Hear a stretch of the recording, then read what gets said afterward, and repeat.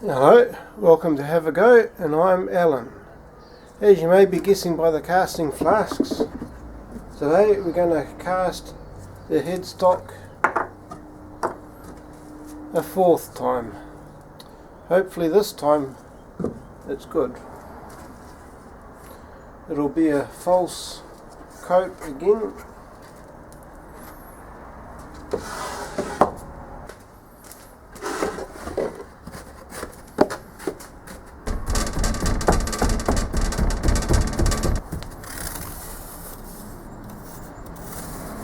Leave it forward a bit so there's room at the back to put my gate in the proper one.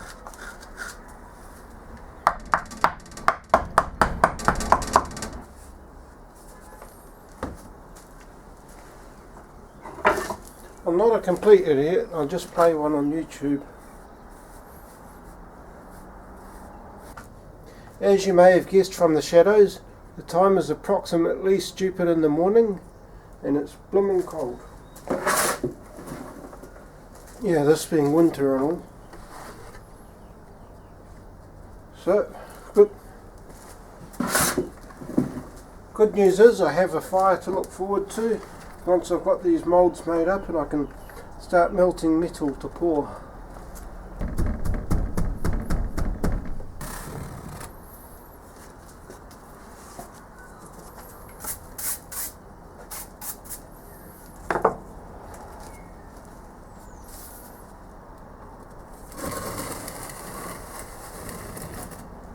Those vent wires aren't meant to contact the casting at all. They're meant to go through the sand and not come into contact with the casting. The idea being that as the metal is forced into the casting by gravity, the air inside where the cavity has to go somewhere, and it actually goes through the sand particles. You know, like they're close enough. The sand is close enough together that the liquid metal can't fit through, but the gas air can fit through. Which also means that if you ram the sand too hard and don't vent, you can get casting problems because the air can't go anywhere. So you get little bubbles of air in your castings. With all that said, don't get your advice for metal casting from me. Alright, now to dump out this false cope. Bit of a shame, but yeah.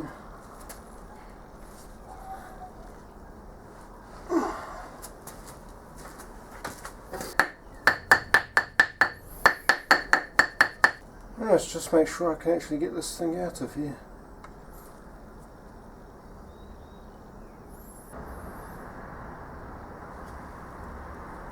Yes, I can get it out of there. Worried for a second.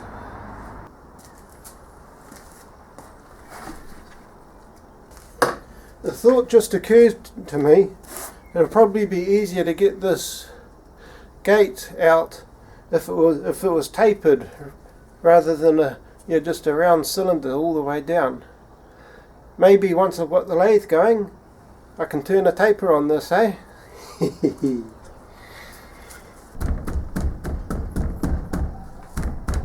wonder what the etymology of cope and drag is with regards to this.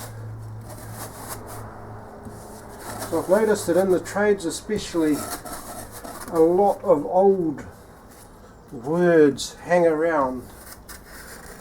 For example, they still use donning and doffing in the meat industry to indicate putting on your protective gear.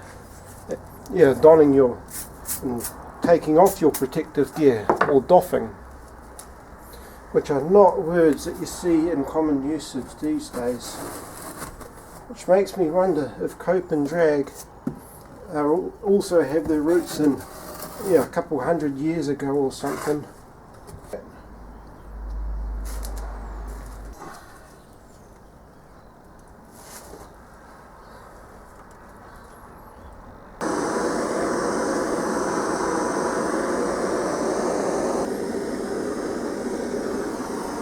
Alright, carry this out, melt down some metal and pour it in, easy as. Right, I've cast it, let it cool down. I've been to town while I do that, run my errands. So now to see if I was wasting the time. I have a feeling that the casting is still going to be screaming hot. Initial signs point to promising. These surfaces here, these three are good. This one just has a little bit of a shrink void in there, but I'm not worried about that. There's some flashing on the edges, that's not a problem. The wear pads have all come out very good. Knocking off this scrabbly stuff shouldn't be a problem at all. I am very happy with how this casting's come out.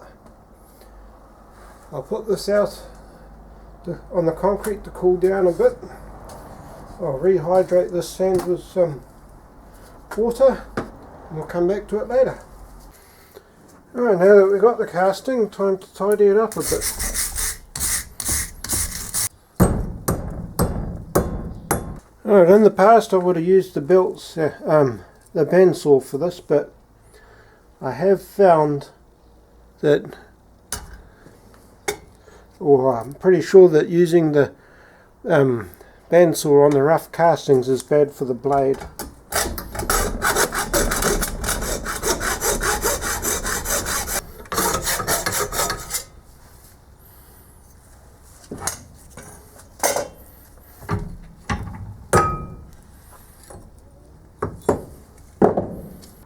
These things are brilliant for cleaning glasses. You know, like my safety glasses that have got a whole load of shop dirt on them.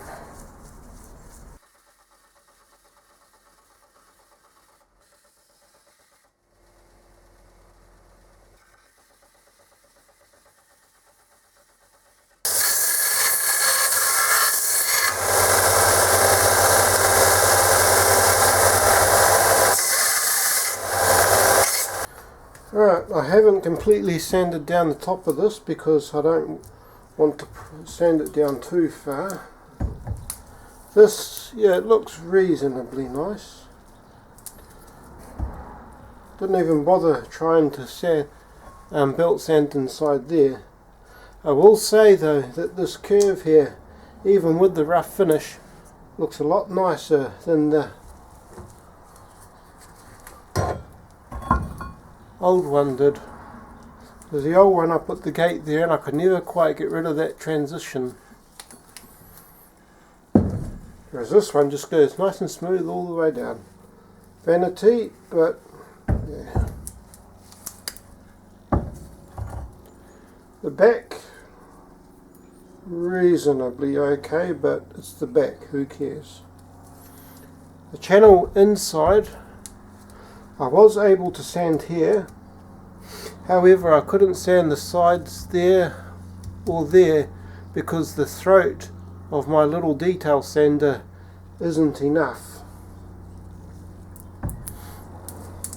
As for the bottom, I only did a very rough, very light sand on these top parts, and I didn't even bother to try to do anything to the wear pads or to this middle part, because this, I know for a fact that this part is too tall to fit within the detail sander.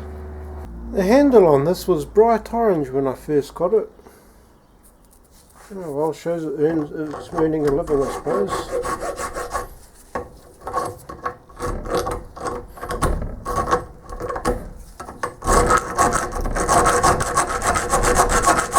Let's do a last little bit of forensics on that bad casting. Now it was 4.54 grams fresh out the sand. After I finished doing all the operations, it's 3.87. So that's about 600 grams of metal that I going from a raw casting with the gate to this finished bad piece. I didn't bother to measure the weight of this, but I'm assuming it'll probably be similarly close. I'm going to be a while doing this, so I'll put on some good music and I'll come back to you in a couple of days. Right, I've been working on these way pads for a bit. I can report back a few things. First thing I tried was something Maker Size did, which is gluing sandpaper to this.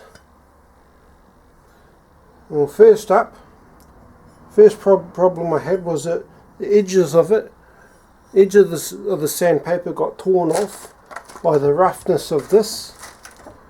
So I had to go in with the file and knock down the really rough stuff first. Then I could go in with this. However, I still had the problem of this being worn away, so I wound up ripping the sandpaper off entirely, wrapping this in some coarser sandpaper, and then doing it by hand. Although before I took that off, I also tried putting cutting oil on here and sanding, with the cutting oil between the sandpaper and the casting. The only thing that did was make a complete mess that I had to clean up with paper towels. No good. So I've spent a lot more time with the loose sandpaper wrapped around this, and and I think it is now to the point where I need to get the bluing and check it. Although there's still rocks a bit, so I may need to sandpaper yet still more.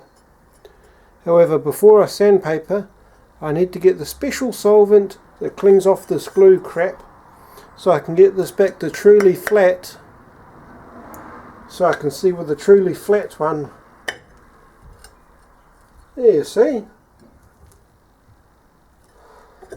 just how flat this is, because I'm using this as a sanding block basically, but with this glue crap on it, it's not a flat sanding block.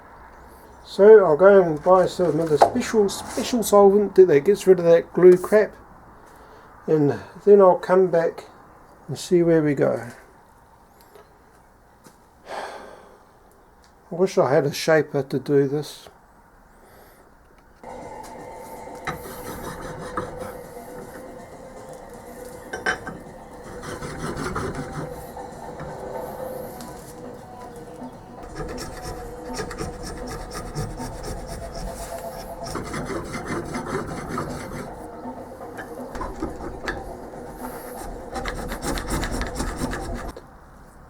Right, got the wear pads to the point where I'm happy with them, more or less. So now's the time to bring these down, which is a job for the belt sander.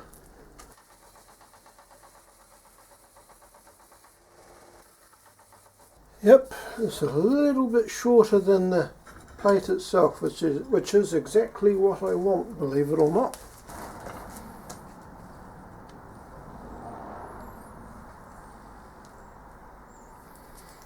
Ink up the surface plate.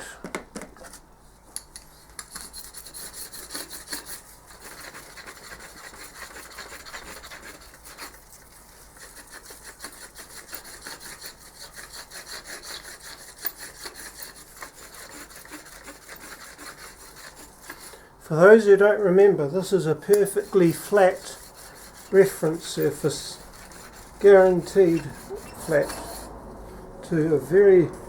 to a tighter tolerance than what I deserve probably. As expected, this isn't flat, so it's time to do a lot more scraping.